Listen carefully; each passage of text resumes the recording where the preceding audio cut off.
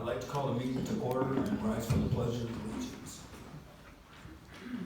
Pledge allegiance to the flag of the United States of America and to the republic for which it stands, one nation, under God, indivisible, with liberty and justice for all.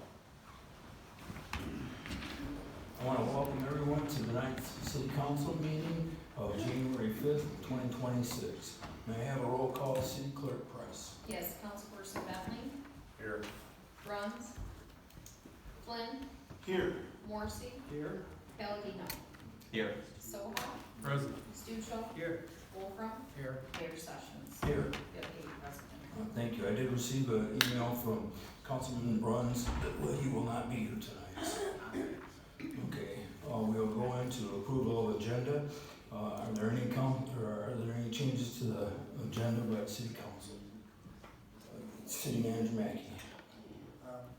Under communication, item B, Mr. Ingles will not be here tonight, so that could be removed. Okay, thank you. All right, with that said, is there approval of the agenda? Yes. Oh, I'd like to, I was just talking with the manager about this, but I'd like to request the BPU look into these solar projects and how they affect Hillsdale's water quality in particular. I don't know if we want to make that a formal motion or add that as an agenda item, but I don't think there would be much discussion except to recommend that the BPU inquire into that if that's okay. do you want to put it on the communications? Maybe do new business. New business, letter C. All right, new business, letter C. Okay. And so, you want it to the solar project or something? Solar,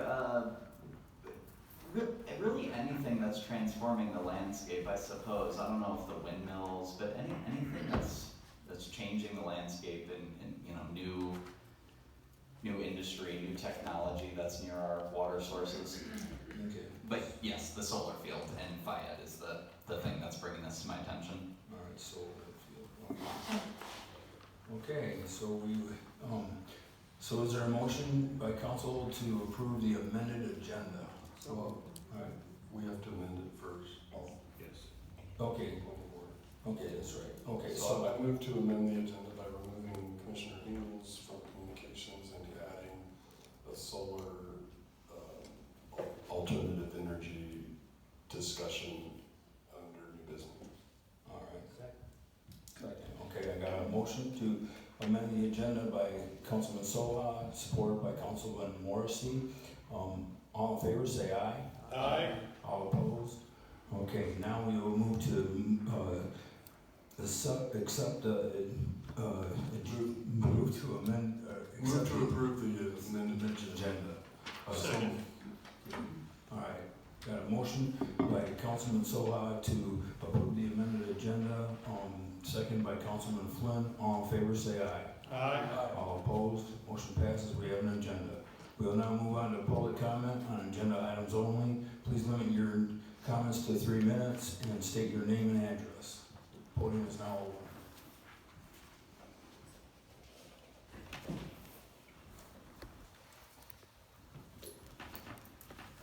Jonathan Meckel here, 34 West South Street. Wanted to comment specifically on I know the committee of the whole minutes are on the agenda where we discuss road funding to some degree. I wanted to bring back a couple points of clarification. So first of all, do you want to start my timer? I mean, playing nice today. First of all, I know it was discussed a little bit. I just don't want you all to labor under the misconception that the road funding that the state passed is going to end in 2030. It scales up until 2030. There's no sunset. So it's a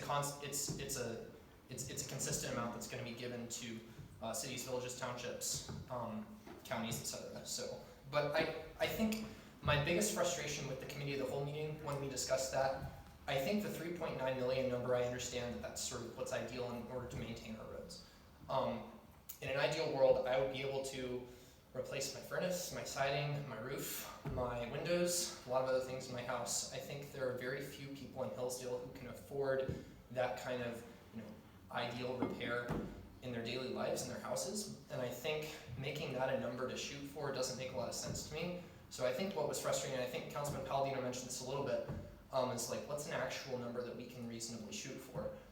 What I think we can shoot for is to improve what we currently have, and to improve upon the pace that we've currently been at in terms of road repair. What I've looked at and what I presented when we were at the committee of the whole meeting is the amount of road funding that the city of Hillsdale is going to receive exceeds what they've been charging in special assessments. And I presented those numbers then, but on average over the last several years, I think since 2021, Hillsdale has charged under $300,000 a year to residents and special assessments. It's tough to see that number growing because we have the $5,000 cap in the charter. So, and even if we repaired twice as many roads every year as we currently are, it's like that's still not going to exceed what we receive out of the neighborhood road fund. So my point that I'm trying to bring to you all is it's a very easy case for me to make, knocking on my neighbors' doors and saying, hey, the city of Hillsdale is about to receive what looks like $400,000 this year, $630,000 next year, amping up to $720,000 by 2030. That's a pretty easy case to make to my neighbors to why are they charging you a special assessment? And there's still room in our budget to continue accelerating the pace of road repair. And I think that's where it gets frustrating to me, just because and again, like I said before, there are a lot of folks in this town that want to see the roads fixed. There are also a lot of folks in this town that want to see their houses fixed. And that's something that I think a lot of us can probably relate to living in the city of Hillsdale. It's like there are a lot of houses in here that are in decaying condition. I think you all have talked about this in council to a decent amount. Like, we've got a housing crisis here in our county, and like, how are we going to deal with that? Well, part of that is allowing people more money to go back into their pockets so that they can invest that how they see fit. And when I'm talking to my neighbors, a lot of them want to sign an objection. A lot of them are looking at this and saying, hey, we don't want this. We don't want to have to pay for this. So every single one of these special assessments could end up getting burned down because you guys are sticking your feet in the mud on this. So, thank you.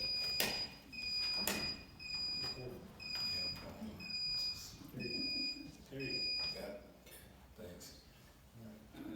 Any more public comment? Okay, seeing none, I will close the podium and move into the consent agenda. I have approval of bills, city and BPU claims of December 11th, 2025 of $276,862.48. Payroll of December 18th, 2025, $211,581.56. City Council Committee of the Whole minutes of December 8th, 2025. City Council minutes of December 15th, 2025. Finance minutes of December 15th, 2025. Operation and Governance minutes of December 22, 2025. And Board Review minutes of December 9th, 2025. Is there any council discussion? Is there a motion to approve the consent agenda? Support. I have a motion by Councilman Morrissey, supported by Councilman Flynn. Any more council discussion? Seeing none, may I have a roll call vote? City Clerk Price. Yes, Councilperson Flynn, Yes. Morrissey, Yes. Palladino, Yes. Soha, Yes. Stuchel, Yes. Wolfram, Yes. Mayor Sessions, Yes. Councilperson Bentley. Yes. It's 8-0, it's approved. All right, thank you. Move into item number 6, communication petition, A, the 2026 Christmas tree recycling program. The recycling program will start on Monday, January 12th. Natural trees only must be placed at the curbside by 7 a.m. Monday, January 12th, 2026. No artificial trees will be accepted. It's just the communication of Christmas tree recycling program. So, all right. With that, now we will introduce an adoption of ordinance public hearing. We'll move into ordinance amendment rezoning of 244 East Bacon Street. May I call on Olivia Smith, zoning administrator. Good evening. This is my first council meeting, so I'm not sure if you need me to introduce the agenda item or if you have any questions, but I believe Mr. Norton is here as well if you have any further questions on the project or scope of what he's hoping to do once this rezoning is approved or passed forward, so we can go from there. Councilman Flynn. I would like to hear what he was planning. Do you want to bring him forward? Yes, if you could, please, just show us what you'd like to do.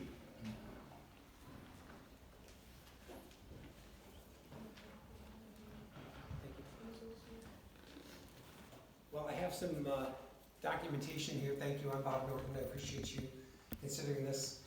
The first thing I'd like to do is convert the existing house that's there at 244 East Bacon. It's a gray house. It's been virtually gutted. It was purchased by a gentleman, I believe he worked for the hospital, and then he ended up taking another job in Grand Rapids. The plan is to convert it to a quadplex. It would be 4 freestanding, or 4 connected townhouses. That's the term, quadplex. The plans, I have them here. You're welcome to review them. I've shown them to the county building inspectors that had a couple minor comments, but they've even issued a letter saying the project is viable. So it needs to have the zoning approval in order to have that level of density, if you will. You may be familiar with the projects that I've done up on Hillsdale Street, 153 and 157, the blue and yellow house, and then the gray house over on 76 East Fayette. Same architect that we used before, Rob Clark. I've got plans here. Then it's a 3.5 acre parcel at some point in the future. I don't see it in the immediate time. My thoughts would be a subdivision, if you will, a condominium development that would be probably duplexes. The working title we have for it is the Glen, so it would be a nice, development there. Not as high end as the Stoll development, but maybe say, medium plus strength. The idea here being workforce housing is very needed, as we know, in the area. So this would be a place for somebody who's coming to the college, perhaps to be a professor, see if they get tenure, see if they like the job. Somebody coming to work at the hospital. We also had some interns in the past on my other projects that were for Dow Automotive, some of the other manufacturers, people coming from out of the area. They want a place to live. They want it to be pretty nice quality. These will all be air-conditioned units. They'll be done to a pretty fine grade. Thank you. Thank you. I can leave the plans here if you'd like. You can have them just to review at your leisure. I'll leave them in the office here. Any more council comments? Discussion? It's Councilman Soha. Mr. Norton, may I just ask you a question? I'm sorry. You No, leave too early. it's okay. Thank you. Thanks for taking such an interest in the community and revitalizing so many of these homes. Would you be willing to put into writing that these homes are not going to be sold to the college and taken off the tax rolls? Yeah, sure. As to the previous properties that the college bought, actually, I had been approached by another businessman in Adrian. I thought my family was going to own them forever. All of the development that I've done, including my home in Jonesville, and I have another house I'm doing in Jonesville, I try to do them to the level where, if nothing else, if I get to be hopefully a quite elderly man, they're going to be easy to maintain, they're built right. But yeah, there was no intentionality there for those to go to the college. A gentleman from Adrian contacted me, met me over at the Hunt Club and said, here's the proverbial offer you can't refuse. He said, I think this is about 10% more than they're worth. I showed it to the college, sold them for less money to the college. I worked for the college. But that's how that happened. It wasn't like there was always a scheme that was going to occur. But here, yeah, I don't think this is ideal college housing. In fact, I'm not building it out to be college housing as that housing had been built. This would be built to be, again, the nurse or the doctor or someone who's coming here who wants a pretty nice place to stay. They're going to be up and down townhouses, 2-bedroom. Some of them, one of them is going to be a ranch level. Again, the plans, I can show them to you. So this wouldn't be fitting that, and I'm happy to confirm that if that's a requirement. I appreciate that, and I didn't think there was anything you did nefarious or ill toward, but the opportunity presented itself. But we've had those 2 beautiful homes. We've had the townhomes right there also be sold to the college and taken off the tax rolls, and I just prefer to avoid that. And if you're willing to put that in writing, I'd appreciate it. I'm going to vote for this either way. I'm happy to confirm that. Again, I don't think that's not a problem for me. I'm happy to confirm that. Councilman Flynn. Just for clarity, sir, these are not rentals. These will actually be like 4 separate, and then the people will purchase like a condo. My thought at this time is they would be rentals. What I have traditionally done, I got into the rental business as a sideline in the 1990s in Ann Arbor. All of my rentals there were a little higher quality rentals. I belonged to a group of other landlords there that thought it was kind of funny that I put so much time and effort and money into mine. I want them to be a good representation of my family name, if you will. So my idea with these would be rentals, because look at the 4 contiguous units, and the ones I build out, my thoughts are at this time those would also be rentals, so they'll go slowly as there's the means and ability to do that. So it will be, under the care, the kind of same kind of care and maintenance. If going back to those other properties, it just was over there the other day, they still look good, they're gonna be built in a relatively maintenance-free way to hopefully be a nice positive contribution to the community. That's my goal in doing it. I have properties out of the state that actually make more money. I mean, Hillsdale doesn't have the appreciation I get in Tennessee and other places, but this is where I live, this is where I work. These are easy for me to kind of oversee, and I get a little bit of satisfaction out of seeing the community hopefully get a better unit. Very nicer place. Thank you. Any more council questions? Yes, Councilman, or Mayor Pro Tem Palladino. Thank you. For the staff, will there be any other votes on this? So this will rezone the whole property, which is 3.5 acres. Will there be any other votes before the council for this project?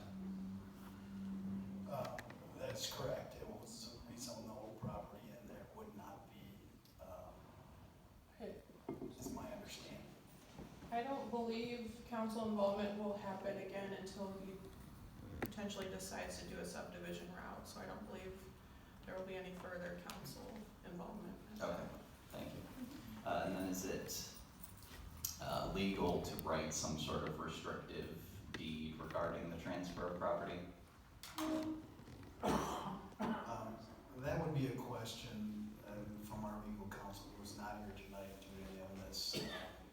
I'm sure Bob could probably comment on that, but that's something I can follow up with Tom and ask.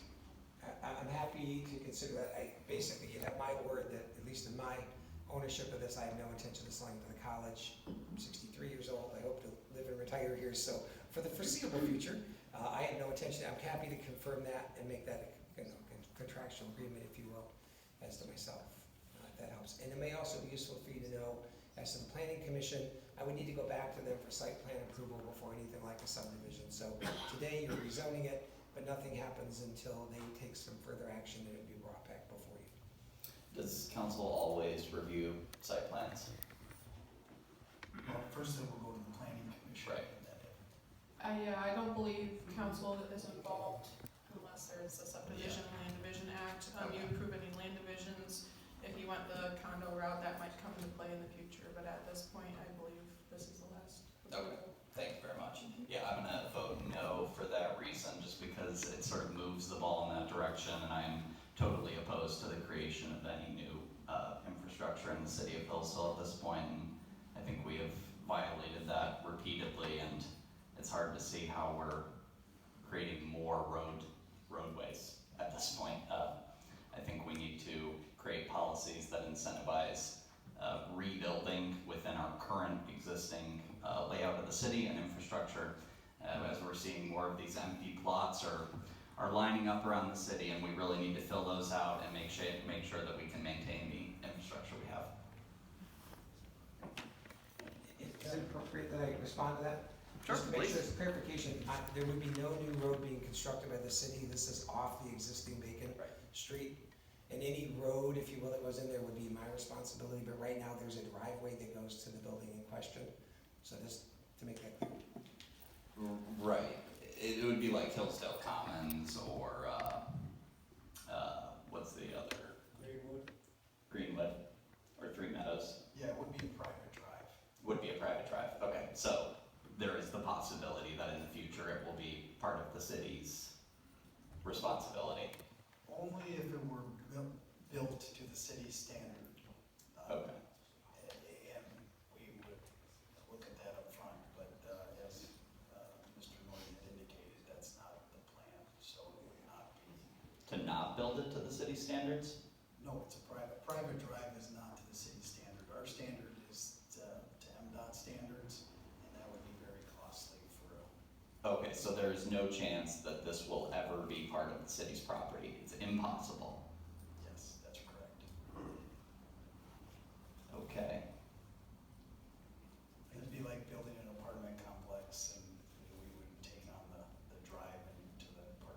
it seems like when things fall apart around here, the owners find a way to make it the city's problem. And this is nothing to do with you, this is a question for 50 years from now about whether we want to expand and have more of a subdivision-based city, or whether we want a city that is primarily through streets.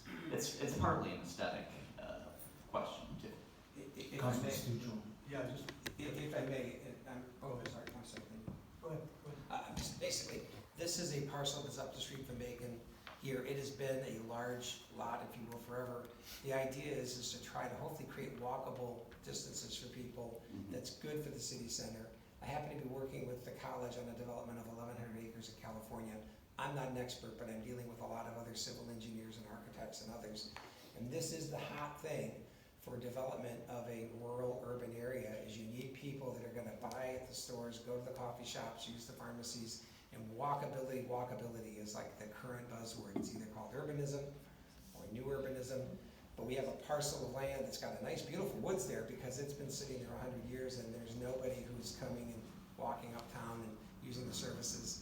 So I would think that we would want to have as many people in a population density here that we could, reasonably have the things eventually be on the tax rolls, and then increase the density of the city in a reasonable way, rather than say, let's just leave it be, a woods for the next 100 years. Yes, absolutely, thank you, I appreciate that. Agreed, walkability is the goal. It's the question of whether we want a city of through streets or we want to continue in this direction of subdivisions. I just want to be clear in your first statement. You were talking about how you want to see people build out homes, many old homes built out. That's what Mr. Norton is doing.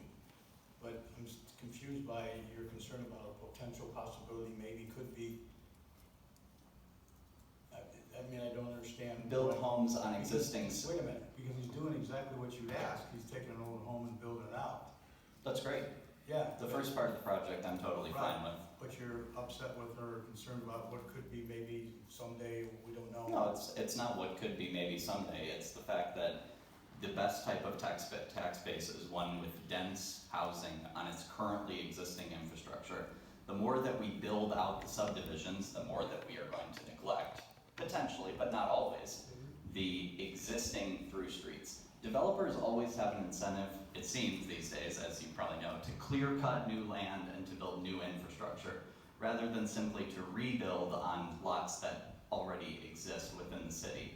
And I think we've been seeing that trend the last 4 years that I've been on council, and I would prefer that it doesn't continue. Your problem. Councilman Saw. Thank you, Mayor. Mr. Norton, is this right next to the Stoll construction, or is it one removed? No, it immediately abuts the properties unusual there. There's 252 East Bacon, and I happen to own that as well, and it's a relatively small parcel. 244 goes up and cuts over and abuts the Stoll condominium Oh, I development. see. So it's 3.5 acres there. And just one further comment is that if any sewers and water lines and all that get put in there, that would be at the expense of myself. That's one of the costs. The initial estimate to do that would be approximately $1 million, let's say. And I would be bearing that expense. It wouldn't be something to be put on the city. So just, Mayor Pro Tem, that piece of property, looking at it here on the map, there's no way to access it other than by through his driveway on East Bacon, that whole 3.5 acres. So we are using the existing infrastructure to build out what is 3.5 acres of dense woods, potentially. But for now, we're getting four units, correct? So. Right. All my point is that very little of the original city has dead ends. It's not traditional suburban subdivisions. They're through streets, most of them. And I think we should keep it that way rather than expanding out and then having less densely populated areas within the city itself. Can I say something quickly? Just so we don't get sidetracked, this vote, for his first phase of his project, it needs to be rezoned. That subdivision could be done in the current zoning, so that doesn't affect his first project. That could be done regardless, but this first quadplex needs to be rezoned before he could do that. So just so we don't lose track of what we're actually voting on right now. Council discussion. approve the ordinance amendment. Point of order, Yes. according to my agenda, are we to have a public hearing on this? Do we have to open up the podium for a public hearing on this? No, it's just part of that section that could be done, but we did have a public hearing at planning commission, so you're just Oh, voting on okay. the ordinance Okay. amendment. Just want to make sure we weren't going too fast. With that said, then I would make a motion to approve the ordinance amendment for the rezoning of 244 East Bacon Street. All right, I have a motion by Councilman Flynn, supported by Councilman Soha. Any more council comments? Seeing none, may I have a roll call vote, City Clerk Price? Yes, Councilperson Morrissey, Yes. Palladino, No. Soha, Yes. Stuchel, Yes. Wolfram, Yes. Mayor Sessions, Yes. Councilperson Bentley, Yes. and Flynn. Yes. 7-1, it's approved, that's our ordinance 2601. Thank you very much. We move into ordinance amendment to rezone 350 Hillsdale Street, partial B. Olivia Smith, zoning administrator. So this is the last kind of step for what has been a long-standing, project here. So, the western half of 350 Hillsdale Street as it currently exists, there was a prospective buyer, to purchase that portion. So they're wanting to rezone it as a condition that was approved by city council in those dates that I outlined and by proposed by planning commission as well. So we need to rezone that half before it can be purchased. And that's just what we're requesting to finally get this done off of our agenda. Okay, are there any council questions? Seeing none, may I have a motion to approve the ordinance amended? So moved. All right, support. I have a motion by Councilman Morrissey, supported by Councilman Soha. Any more council discussion? Seeing none, may I have a roll call vote, City Clerk Price? Yes, Mayor Pro Tem Palladino, Yes. Councilperson Soha, Yes. Stuchel, Yes. Wolfram, Yes. Mayor Sessions, Yes. Councilperson Bentley, Yes. Flynn, Yes. and Morrissey. Yes. It's 8-0 approved, and that's ordinance 2602. Thank you very much. Now we move into, we don't have any old business, new business, 5-year recreation plan, resolution. Michelle Warren, Recreation Director.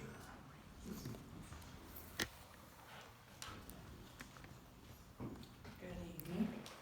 So at the planning commission that serves as our recreation advisory commission, they've spent a couple meetings, a couple months, reviewing our recreation plan, and they've approved it to move to council. What this recreation plan does for the city is it allows us to move forward with possible funding through state and federal levels. There are several other grant projects we can do, but those do require that we do have a 5-year plan in place and approved by our governing body, and then it gets forwarded to the state for final approval. Councilman Bentley. I think I was at that meeting. Can you remind me though, it was unanimous by the planning commission? I was not present for that. Yes, it was. Thank you. Thank you. Councilman Flynn. Yeah, Michelle, just two questions. One, just for clarity, it says 2025 to 2030 edition, but we're 2026. Are these numbers that the state uses for their budget year, or No, they do not set those for us, we set them. so are we late? There is no real deadline, the deadline is for our submittal, and there's an April 1st deadline in Oh, okay. order for us to apply for any type of grants, but no, we had a little lapse there. We were going through a lot of changes with city staff, and there were things like that, and so there were other things going on within the planning department that were taking precedence. Right. So, Okay, so this isn't gonna miss anything of course not, timeline-wise? no, Okay. no. And secondly, I noticed in different parts of the plan, which is very, very detailed, and I appreciate that, but that you talk about neighboring parks that belong to the county and Fayette Township and things like that. Is there a reason our city plan also has to talk about the county parks?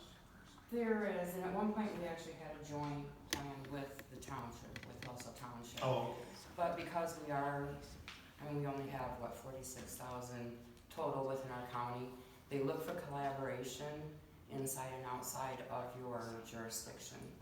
So you leave those possibilities to possibly collaborate and do those types of things.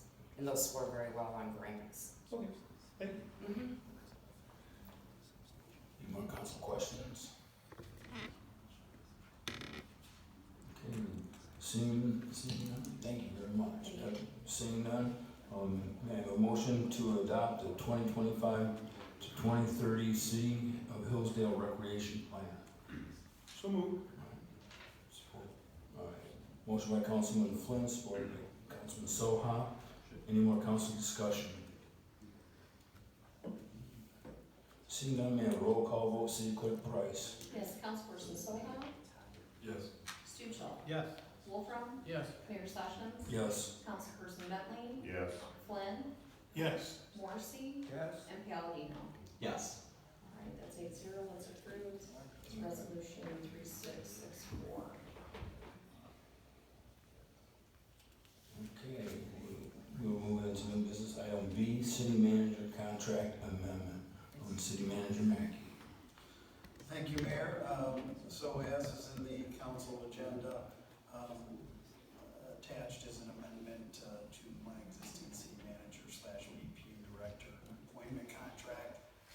About a little less than 3 years remain on that combined contract. The proposed amendment, which was presented to the BPU board, ONG, and the mayor provides that I would complete the remainder of the combined contract, but it would shorten it by about 3 months to an anniversary date of July 5th, which is the date I was originally hired, so that things line up that way.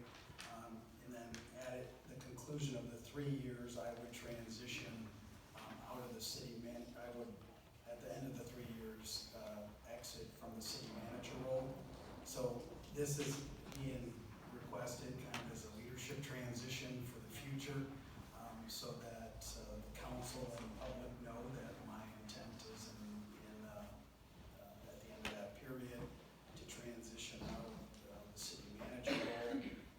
I would, or what's being proposed is that the remaining 2 years there would be at the BPU solely as the BPU director, so that I could help get in place the replacement for that to move forward. So with that, that's what this amendment does, is change the end date to July 5th, 28, as being city manager, and setting a 2-year time frame with the potential to continue for 2 years at the BPU. This is, again, a leadership transition. As I work towards my retirement, I would like to, of course, leave the city in the best possible light as possible. We have a number of positions, critical positions, over the next 3 years that we'll be needing to work on. One being the treasurer's position, and probably the finance director as well. So making this presentation or announcement seems to be the right time, so that we all know what we have coming in the future. As you know, we're working on a police chief replacement, which hopefully we'll know in the next several weeks.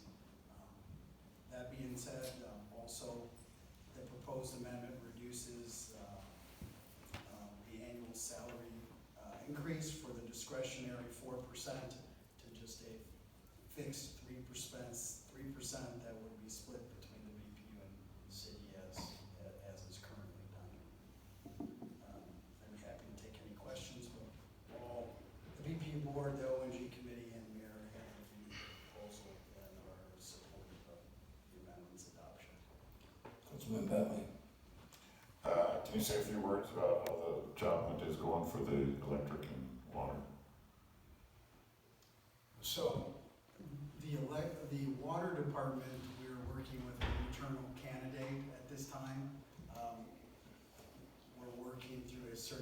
certification process. If that looks like it will go to midsummer for his last certification test. He's tested before and just not been successful. We're going to go one more shot on that.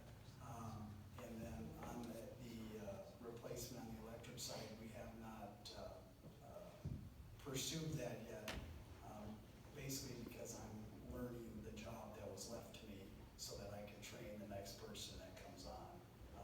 And so we'll be looking at that here in the near future. Currently, what's your week look like? Is it 60–70% BPU?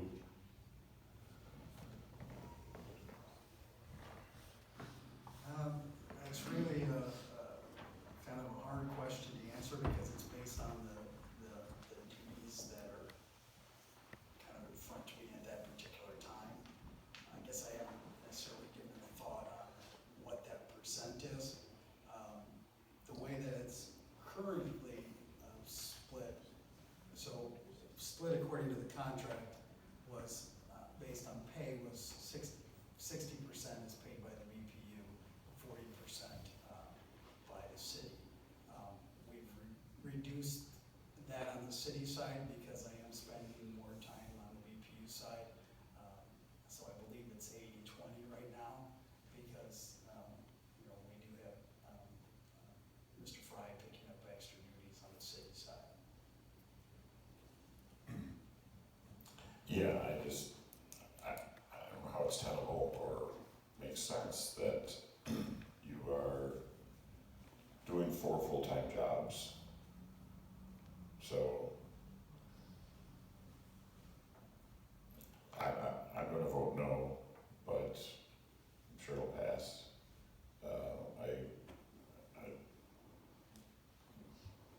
Well, to answer your question about 4 full-time jobs, that's not necessarily the case, Councilman, because I can't do what we're doing on my own. We have a number of staff that have stepped up and are assisting me on the BPU side as well as the city side to make sure that nothing's getting missed. So in effect, we really are, the city is saving money both on the BPU and the city side. You know, we're working towards those full-time replacements. Thank you. No, I think I get that, and I mean, it's just a curmudgeonly no that I'm gonna vote, because I'm of the opinion that if we were a real city council, we would send this to O&G and we would re-examine the whole thing, because it doesn't make any sense to me that we've gone 6 or 8 months and we're going indefinitely longer without those 2 positions being filled, and you're the head of BPU and the head of the city, and everything kind of seems fine. So I don't know what the answer is, but I'm going to vote no. Mayor Pro Tem Palladino. Thank you, Mayor Sessions. We did discuss this at O&G, and I understand that concern, and right, my hobby horse has been the city needs some one person in charge that you can hold responsible. Now, not only do we have a mayor and a city manager, but the city manager isn't really fully in charge of the city management side of things. So I asked Dave during the meeting, would you consider the possibility of going full-time BPU and water? It seems that's where your passion lies, or at least you're out of the firing line, so that's nice at bare minimum. But just to reiterate, you haven't counted out that possibility. Or, sorry, BPU and electric would be more likely, correct? Correct, that's what we've discussed before. Okay. I still think that I'm gonna vote yes on this because it at least gives us direction. I still do think that would be best for the city. If you can handle those jobs in your current state, I think taking them on fully would make sense, and then we have one city manager, or if you wanna hire someone else to be BPU director and electric director, and you stay on full-time as city manager. But I do think it is very important that we just have someone who has their eyes on every aspect of the city. That's their full-time consideration. So I see your point, but I will be voting yes on this. Council discussion. Seeing none, may I have a motion to approve the adopted, or to approve the city manager's amended contract? So moved. Support, I have a motion by Councilman Morrissey, supported by Councilman Soha. Any more council discussion? Seeing none, may I have a roll call vote? City Clerk Price. Yes, Councilperson Stuchel, Yes. Wolfram, Yes. Mayor Sessions, Yes. Councilperson Bentley, No. Councilperson Flynn, Yes. Morrissey, Yes. Palladino, Yes. and Soha. Yes. 7-1, that's approved. All right, thank you. If I may, I apologize. Under C, why is that A? Oh, and yeah, C? C. What's that? Oh, I just was noticing it was AC. The second sentence, this agreement will renew automatically for a second 2-year term. Is that how your contract is currently structured, just to clarify? Yes. Okay, and then unless written notice of termination is delivered between the parties, that still means that the BPU can unilaterally terminate you. What is between the parties? The parties is the city council, so that would be, the city council could vote to give me notice that that second term would not. Okay, so it's not a mutual agreement. Okay, the between the parties. Yeah, so I could say, I'm done. We can say you're done. Okay, thank you. Sorry for the interruption. It's okay. All right, now we'll go on to new business item C, the solar field. Mayor Pro Tem Palladino. Yeah, so there's 1,500 acres of solar. This is the second Heartwood project in Fayette Township, I believe. Or is it the third? Or maybe they're planning a third. Anyway, they're planning a lot of solar panels. We have a lot of water in this area, a lot of creeks. I've heard that solar panels increase chemical runoff, heavy metal runoff, these sorts of things. I would just like to get the BPU's opinion. And should we have any interaction with Fayette? Do we have any stake in this? Do we need to lobby the state in any way? I'd just like them to give us an opinion on those questions, if possible. Any council discussion? Councilman Flynn. Thank you, Mayor, and I appreciate that, and I think that with the answers, if we could get just a basic overview of if they know how much water comes from Fayette Township or up that way into the Hillsdale City aquifer that we're pulling water from. This is no different really than what they're doing down in Pioneer, trying to take our water down there, you know, so I would be curious to know if it's a little or if it truly is a major concern, because a lot of the water that comes that way, just if we could get some numbers or just something that says 10%, 50%, whatever. Yeah, and the question, one of the questions will be, the project is a solar project, so they wouldn't necessarily be taking the water from. No, I understand. Okay. I understand, but his question about the runoff and things Yes, like that, runoff. so how much current groundwater in that area flows to Hillsdale and ends up in our wells and things like that? Sorry for the confusion. Any more council discussion? Councilman Bentley. Yeah, just a point of information for the public, I guess.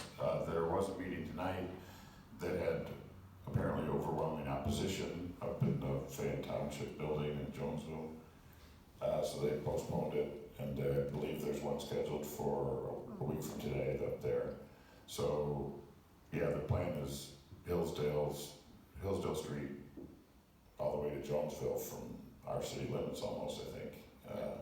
And that's all wetlands, which I think vast majority is flowing towards Jonesville and St. Joe that way. But we gotta live with this and drive through it, so it certainly concerns me. It's not our jurisdiction, obviously, but I'm hopeful that the public's voice will be heard against these abominable solar fields that just keep coming. And just so we're all aware, usually what follows is the data centers to suck up all that electricity. So I hope the population is on guard. Pro Tem Palladino. Thank you, Mayor Sessions. Just a follow-up on that, I had forgotten it's next week. I don't know if it's possible to get a preliminary opinion in that amount of time, and whether the council should send a letter saying we'd like a few more weeks to investigate. But yeah, it is right up to our, I understand our aquifer is on the northeast side of the city, or the north central side of the city, right? So it's right there. The last thing I forgot to mention is the abatement afterwards. I understand that these contracts have like tear down and cleanup provisions. I would like to know how enforceable these are. I'm worried that after the grants and the public funding dries up, these companies are gonna go under, just like, you know, you see in Hillsdale, like right after NAFTA. All these things are just gone, and they say, well, we had promised to clean it up, but we have no money. And the courts aren't gonna force us to do it because we're bankrupt. So how enforceable are those? How much of a threat is that gonna be in, what are the 25 years? It's a long time, but something to consider. Thank you. Any more council discussion? Yeah. Yes, Councilman Soba. City manager, do you need something formal from us, like a formal request as a motion, or is it just a question? Should be fine. All right.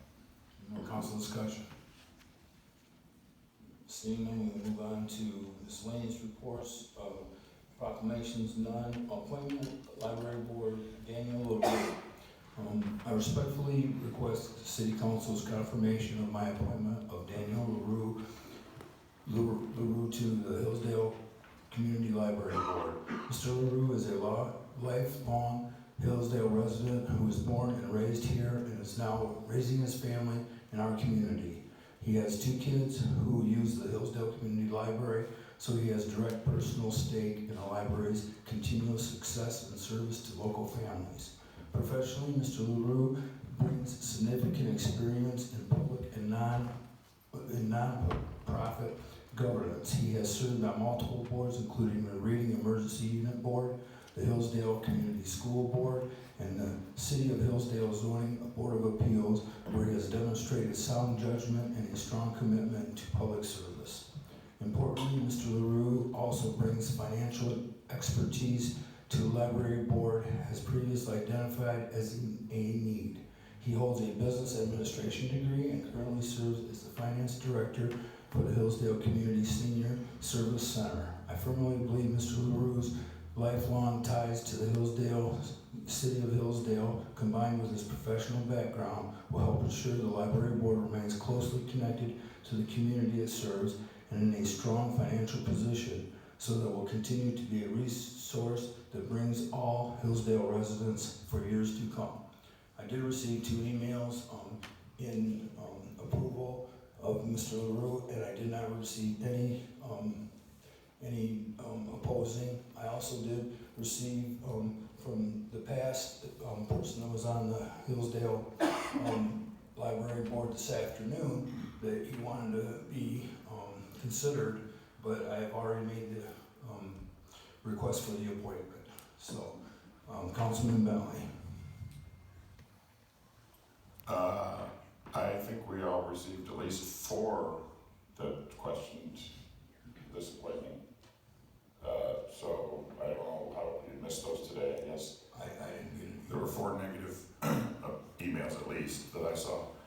I wonder, you ran against negativity. Are you doing this intentionally to reignite the firestorm around the library? Because that has quieted down, and I don't know the gentleman, but I understand that he's a polarizing figure. So I wonder why you decided to do this. And I guess before you answer, I will also point out that ask you, it sounds like you did not tell Mr. Keir that he was not being reappointed. I emailed him back and said that I had already asked for the appointment. But he found out through other channels. Well, that was this afternoon I received that, so. Well, I mean, the courtesy thing would be to give him a heads up and say it's no longer, the services are no longer needed for whatever reason, which I can't imagine, except that I do remember very clearly that you accused him, as far as I know, without any evidence, of being involved in the dreaded, scary Hillsdale County review that seems to live in everyone's head around here. And I think you owe an apology for that, and now you've added injury to insult. I've always understood the job we're trying to do when Mayor Pro Tem was the mayor, to encourage citizens to get involved in these various boards and committees. And you've treated Mr. Hamilton and now Mr. Keir, as far as I can tell, abominably. So, to what end? So he can be the one voice in a 5-person board to reignite the culture wars? I just think it's a terrible pick on your part, and I will be voting no. Okay. Yes, Mayor Pro Tem Palladino. Thank you, Mayor Sessions. Yes, I will also be voting no.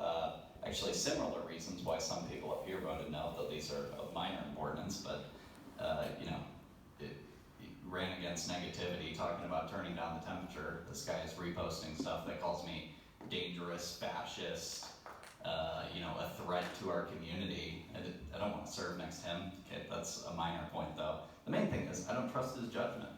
Vulgar Facebook posts repeatedly that shows that I don't want this person to have authority over the library. And he's a nice guy. We've actually chatted several times. We'll probably chat again after this, and I'll tell him you're a nice guy. I'd love to get a beer with you. Don't want you in a position of authority. Right? This is a 70%, nearly 70% Republican city. Those things are heuristics. They're tests. And your first appointment at the library board is the former chairman of the Democratic Party. It's just, and then combining that with Hamilton, I mean, you kick off a business owner, a property taxpayer, someone who has 9 children, with 6 or 7 he adopted.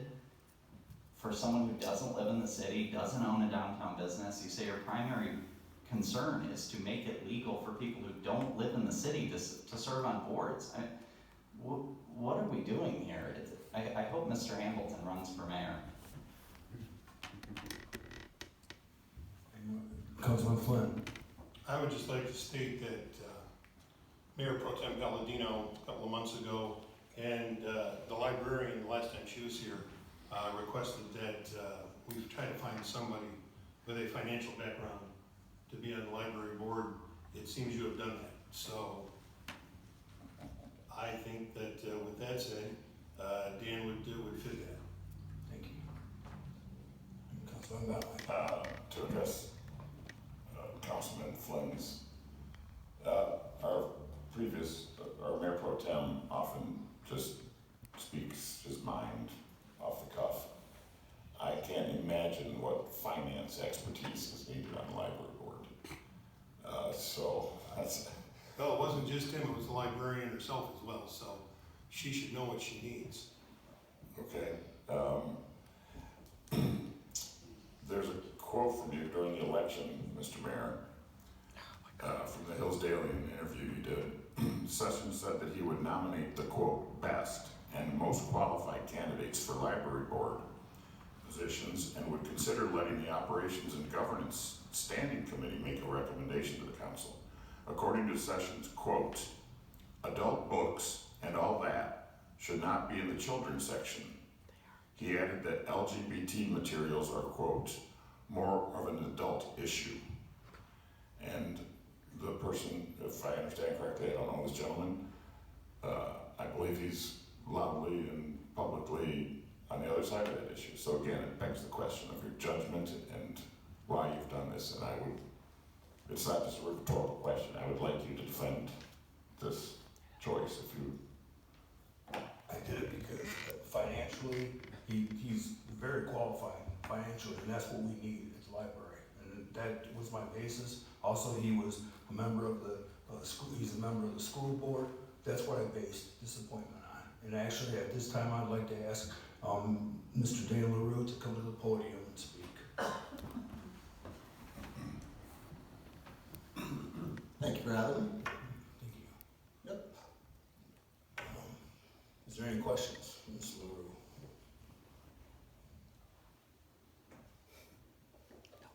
Would tell us a little bit about yourself? Sure, not a problem. I'm currently also the sitting chair of the ZBA. We've been in a meeting together recently, yes. I felt the meeting went very well, very professional too. I like to just say thank you for the consideration. I do have a finance background, which I believe was asked for previously. So here I am, willing to do it. Could you take a quick second then and explain or let us know what you'd like to see over the next couple of years at our library? Yeah, I'd like to see our library grow, hopefully. I know there's grants and things out there for help that we could work on and possibly get. As far as adult books in the children's section, no, I don't believe adult books belong in the children's section. I do believe, though, you can't just draw a hard line when it comes to LGBTQ books. I do believe, if it's a book, I think it's called Bathe the Cat. It's two fathers that are married, and they have a cat with their son, and they give the cat a bath. I believe that was a book that was mentioned to be removed at one point. I don't think it was, but that one belongs in the children's section, so. Okay, Councilman Bentley. What's the name of that book again, please? Bathe the Cat? Bathe the Cat? Yes, I believe. Ouch, and that sounds like it's for 4 or 5 years old. That's not my issue. Forgive me for not remembering that we served together. Mm-hmm. Again, my issue isn't with your being on the other side of the culture war, which you clearly are, and openly. My issue is with the judgment of the mayor and how he ran for election and seems to be governing against what he was elected on. So, thank you. No problem.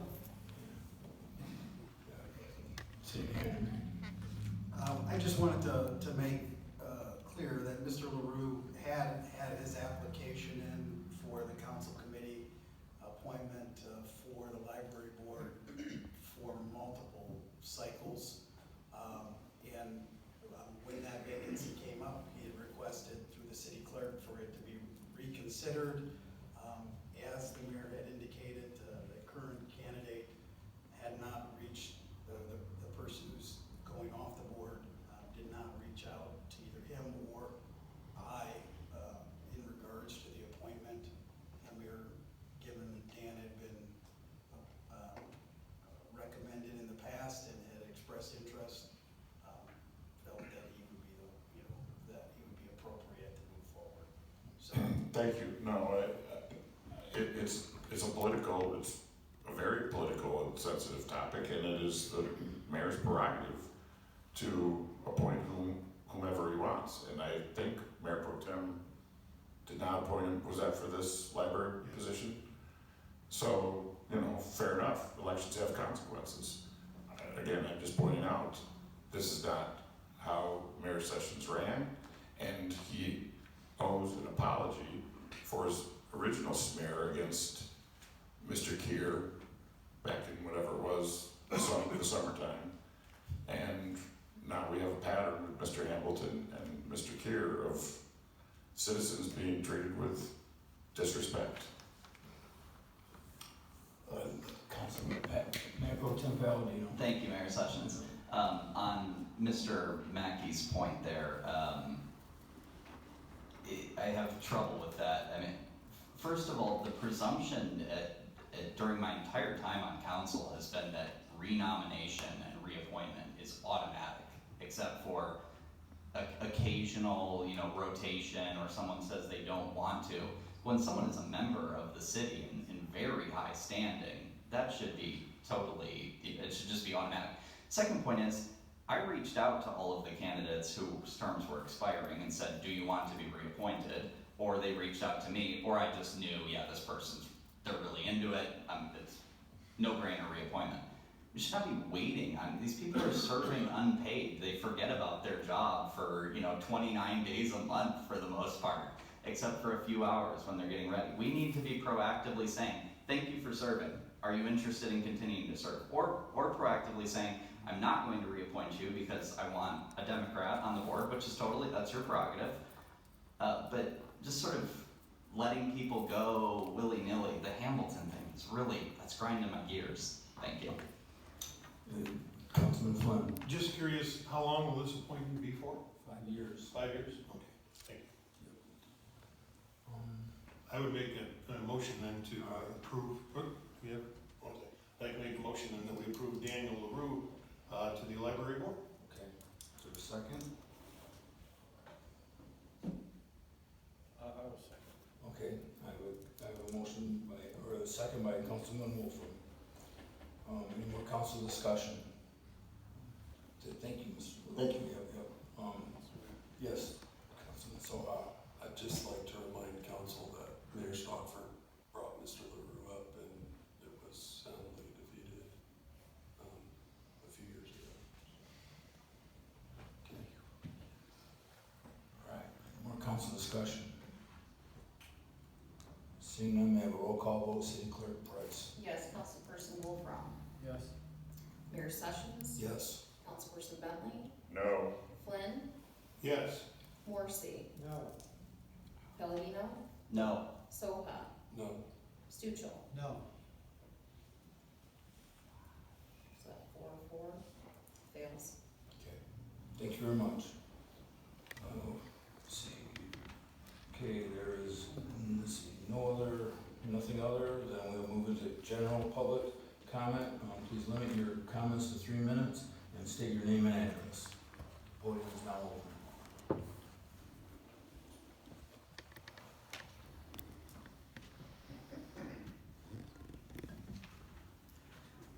Good evening. My name is Kimberly Moore. I live at 168 Westwood Drive. I'm in Ward 3. And I just briefly wanted to come and share my experience of living in Hillsdale. Sorry. Sorry? Start. Oh, you don't have to start that. I am not a native to Michigan or Hillsdale. I am a Southern Californian. I have 3 adult boys who are men now. 2 in their 20s and 1 is 19. And they were all born in California. Oregon is their childhood home. We moved here in 2019 because I needed to start over. And I needed a place that my kids could afford to have adult lives. And that avoiding Tornado Alley and getting into the finances meant pretty much east of the Mississippi River and pretty far north. And so here we are in Michigan. And I'm pleased to say that we get the motto of Hillsdale, that it's the people. We moved here and we have assimilated as Hillsdalians. We've assimilated as Michiganders. Though I really have a bad attitude about the deer, okay, if I'm honest about that. One of my sons, my oldest, he helped open the Meyer store here in Hillsdale. My middle son currently works for the House Republicans in the state of Michigan, and my youngest is attending Hillsdale College. So we are deeply into Hillsdale. My oldest has also started a sport here in Hillsdale called Town Ball, and the name of the team is the Hillsdale People. So my kids, I'm really pleased that they have done their best to assimilate here and contribute to the community. I'm self-employed as a music teacher, and I don't think I've taught any of your children, but I teach your wife piano. So anyway, I love being here and enjoying that here in Hillsdale. The one thing I want to share with you is I live in a special assessment district with Gary. He's my neighbor. And I think that it's really ironic that SAD is the acronym that can be made from those 3 words. All I will say about that, knowing you're about to come to a vote, I think regarding South Street and Berry Street area, is I have found that extremely burdensome to carry that. It will cost me over $6,000 by the time I pay the whole thing off with interest. I see it as a loan of my money that's been charged back to me with interest as a constituent in Hillsdale to pave my street. And if I could just say briefly, the thing that's been kind of infuriating for me is the luxury of what's going on at Broad Street. To spend that kind of money on that project after you've charged special assessment districts, I think the priorities are out on that. So anyway, I'm encouraging no more special assessments. So anyway, thank you for your time, I appreciate it. Thank you. More public comment?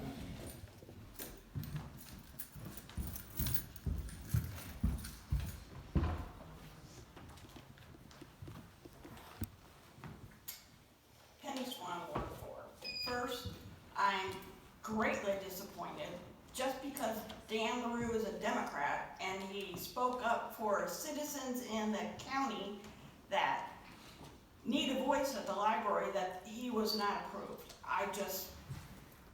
This is amazing. I guess it says something about the attitude, like Democrats don't have a right to be on community library board when Democrats pay money to support that library. It's just astounding, and I'm very disappointed in the no votes. My public comment originally was about the simple housekeeping meeting, about rescheduling meetings that are on a holiday. But it's become clear somebody that once ran for mayor hasn't even read his own council rules, despite serving on council for quite some time. I made copies for everybody that Katie has, that she'll be handing out, of the council rules. In the council rules, the first paragraph, regular schedule, states, the council shall meet in a regular session on the first and third Monday. If any regular meeting falls on a legal holiday, that affected meeting shall be held on the next business day. That is not a legal holiday. There's nothing in the rules that says, well, I've had a busy weekend, I don't want to come on a Tuesday.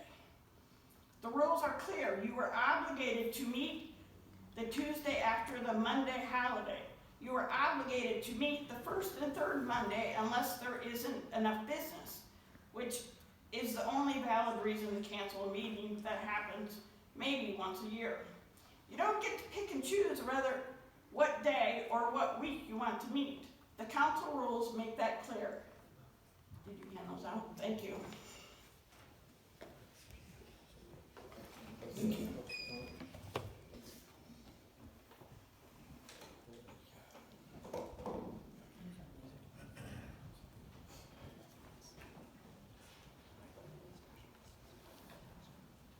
Evening.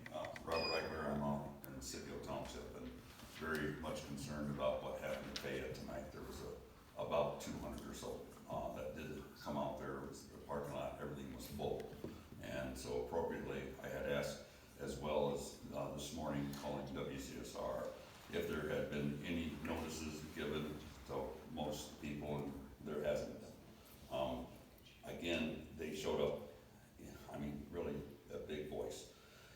They will challenge that to make it, in a bigger forum in order to accommodate the folks. I guess when it comes to the solar issue, I've looked at a lot of the different places that they have got it. And again, when you talk about taking down our old towers, now we have the 800, why should we pay to take those down? We shouldn't have to. And that means we have the 800 towers, now we're talking about solar, and why don't we get that money put into what we'd call your abatement plan, or something that say that tax needs to be set aside until such time, either it's a 16-year or a 20-year lease that's being placed out there, that money would be already put in the front for anybody to bond out to have that done. Now, I'm gonna say in my past, we have a company that would put up advertising throughout the entirety of the state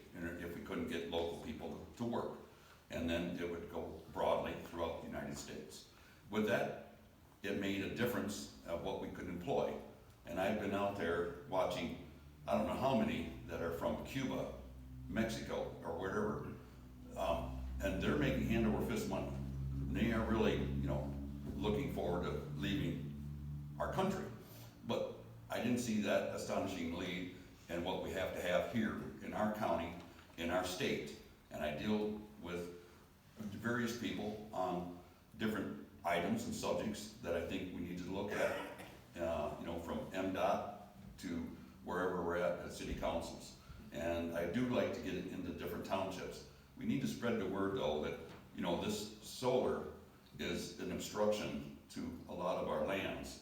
And watching how the water is what you were referring to, I think Mr. Pelting, I think it was. But anyway, how that water does affect us, we do have that monitoring system from the LMI, from where we could place these for the test wells that would keep us, either we have fresh water or we have no water that is, or stagnant, and whatever else is coming in. And that is a computerized system. The county, or I should say, we didn't have the money to put into that, from my understanding from, I believe it was Mr. Leininger that brought that up. But we have the OMI meeting down there in Bryan, Ohio, and I would hope that maybe folks, you can possibly attend or get a hold of the GPS down there.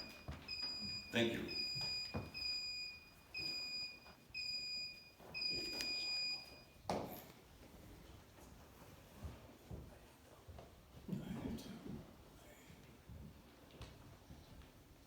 Any more public comment? Okay, so now I'll close the podium and we'll go into city manager report. City manager Mackey. Mayor, I don't have a formal report this evening. I'll take any questions council might have. Councilman Bell. City manager, on the special assessments, can you tell us why we didn't get it today? Broadly speaking, I saw the email, but it's curious. I've been concerned about this for weeks, that we're going to get into the season and not be ready. Sorry. So why the delay? And can you or anyone else characterize more or less the parameters of the district? Well, we didn't get today because, as the email stated to all the council, there was additional work that was needed for the city engineer to finish that, to present the full projects to the council. He committed, or told me today, because we spoke about it, that he should have everything done here by the end of this week, and anticipates it being on the next, having it so that we can have it on the next agenda. That's the sole reason. It just was more work than, and he is a new engineer and working with Jason through our processes here in town, so it just took a little longer than we had anticipated. Sure, that's fine. I'm not trying to second guess the engineer, but and I'm not even sure it's his job or his call. Do we know the map? Do we know the extent of Oak and South Street yet? Or if we don't, can we get that as soon as possible by email? Jason, come on up if you would. Rob is finishing up on Oak Street, correct? That's where he's at. That is correct. Today we met out in the field. We had some issues with some utility poles that meet with Board of Public Utilities, as we had to widen some of the roads to meet these standards for major streets, as both these are major streets. So there has been things that came up on it. As far as the exact parcels, we do have maps that we'll include on the next agenda on it, but the Oak Street is from Marion Street intersection, Willow Street intersection to just past Fayette. South Street is from M99 to just the west side of the West Street intersection, and then the Arch Ave Special Assessment District will include Arch Street from Mechanic. No, thank you. Willow to Fayette and just to the west of West Street? Yes, Okay, perfect, thank you. you're welcome. Again, I don't mean to, No, I'm sure the engineer's doing his best. yeah, Kim's been working on, the actual district that shows the properties in that, and I'll have those available too with our, next council meeting. So you'll have all the information for the parcels as well as the maps and such. Yeah, okay, perfect, thank you. And I would withdraw my request that we get the maps ahead of time, because that seems sufficient. But I guess I will note that we're running out of time to engage the citizens that have petitioned us to reconsider the cap. I guess we're just gonna ignore them and take our chances. What was I gonna say? The map. If I may, real Please. quick. So at the next meeting, we will, produce the drawing specifications, and estimates for, in addition to that, we'll ask for a, public hearing a month from that time, so there will be time for that to get through. Thank you, that's what I was looking for. So the second meeting in February, no Correct. sooner than the second meeting in No, sir, February? correct. Okay, thank you. Mayor Pro Tem Palladino. Thank you, Mayor Sessions. Why stop at Fayette? So the Fayette was just because of the cost. It does go to a local street after Fayette Street. So that was why we stopped at the, Fayette as we get more funding for major streets. Okay. It's still pretty bad around that bend there, isn't it? It's not as bad, it still is about a 5 on the pager scale. Okay. So we could probably get in a couple of years, do a mill and fill on that instead of a full road project. Okay. And I know there was some talk too, that I reached out to the college, to see if they would help on that portion as well. Okay, that's what I was gonna go to next. It pretty obviously cuts off at a specific institution. Well, along those lines, I would encourage you to consider going all the way to the academy, because it is rough right to the academy, and then it's pretty decent after the academy. Yeah, because So- a couple of years ago, we did a chip seal project just to the north side of the academy already. So if there's a way to, shoehorn in that extra 200 feet or whatever it is. Okay. That'd be my preference, because that's where all the traffic's going, so. Councilman Sola. Thank you, Mayor. I would agree with that. I was gonna bring that up. Matt, I appreciate you bringing that up. But that stretch from Fayette to the academy, I know we just chip sealed it, but it's not pleasant to drive. Okay, we could work with, seeing where we're at, we might have to add that later on that, but we can talk to the engineer and get that unit pricing to see what that separated out and see if it's something that's still viable. And then the west side of west, that means to the stop sign, on the far side of the 5-way stop. So on the west side, it'll be on the tangent line on the west side of West Street, if you drew that line over, so it'll really be in the pie shape of Reed Ave is where I'll stop. Okay, so you can't do the whole 5-way stop there? No, so for future special assessments, we wanted to, instead of get the property owners multiple times for special assessment, we'd rather do it as a one instead of piece rate this time, piece rate this time, and piece rate this time. I see. Just have it as one. Okay, thank you. You're welcome. Any questions for City Manager Mackey? Seeing none, we'll go into council comments. Council comments. Thank you. Thank you. I've got a couple. Thank you for the 3 speakers, Ms. Moore and Mr. Eichler, and also Penny. Penny, I would just point out that I think it's the second sentence where you pointed out, says the council may vote to postpone or cancel a meeting. So that seems pretty clear to me. Excuse me. What else did I have? I guess never mind. Thank you. Thanks. Council comment. I make a motion, we adjourn. All right. Support. Motion by Councilman Flynn to adjourn, supported by Councilman Soha. All in favor, say aye. Aye. All opposed, motion passes, meeting is adjourned.